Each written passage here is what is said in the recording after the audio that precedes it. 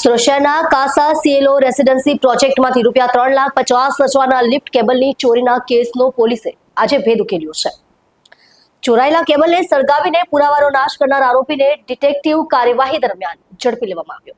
આરોપી નવી બનતી સાઇટમાંથી 5 બોક્સ કેબલ ચોરી કરી લઈ જતો હતો। તેણે ચોરી બાદ કેબલના કોપર વાયર કાઢીને સ્ક્રેપમાં વેચી નાખ્યા હતા। પુરાવા મટાડવા માટે તેણે કેબલના પ્લાસ્ટિક શીટને આગ ચાંપી દીધી હતી, પરંતુ પોલીસ ટીમે ઘટના સ્થળેથી મળેલા સળગેલા અવશેષોને સીસીટીવી ફૂટેજના આધારે તેની ઓળખ કરી લીધી હતી।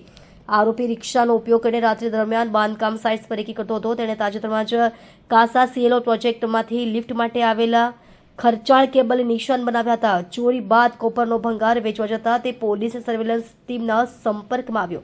આસિસ્ટન્ટ કમિશનરે જણાવ્યું કે આરોપી પાસે ચોરાયેલા કેબલનો મોટો હિસ્સો બરામદ કરવામાં આવ્યો છે। તેની સામે ગુનો દાખલ કરી વધુ પૂછપરછ હાથ ધરવામાં આવી છે। પોલીસે આ ઘટનાને શહેરમાં ચાલતી મોટી બાંધકામ ચોરીઓ સામેની મોટી સફળતા ગણાવી છે।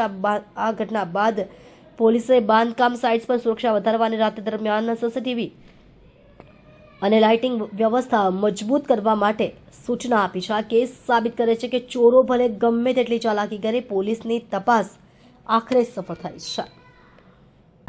ગત તારીખ 7/6/2026ની રાત્રિ દરમિયાન મોટા વરાછા ખાતે આવેલ અવધ પલ્સબરી નામની સોસાયટીની બાજુમાં નવી બનતી એક સાઇટમાંથી કોપર વાયરની ચોરી, જે લિફ્ટમાં વપરાવવામાં આવતી હોય છે, તે કોપર વાયરની ચોરીની ઘટના બનેલ।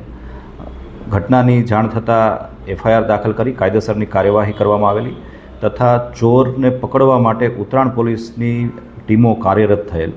હ્યુમન ઇન્ટેલિજન્સના આધારે આ ગુનામાં સંજય દેવીપૂજક નામના એક વ્યક્તિની સંડોવણી હોવાનું સામે આવેલું અને ટીમો દ્વારા આ આરોપીની ધરપકડ પણ કરવામાં આવેલ છે।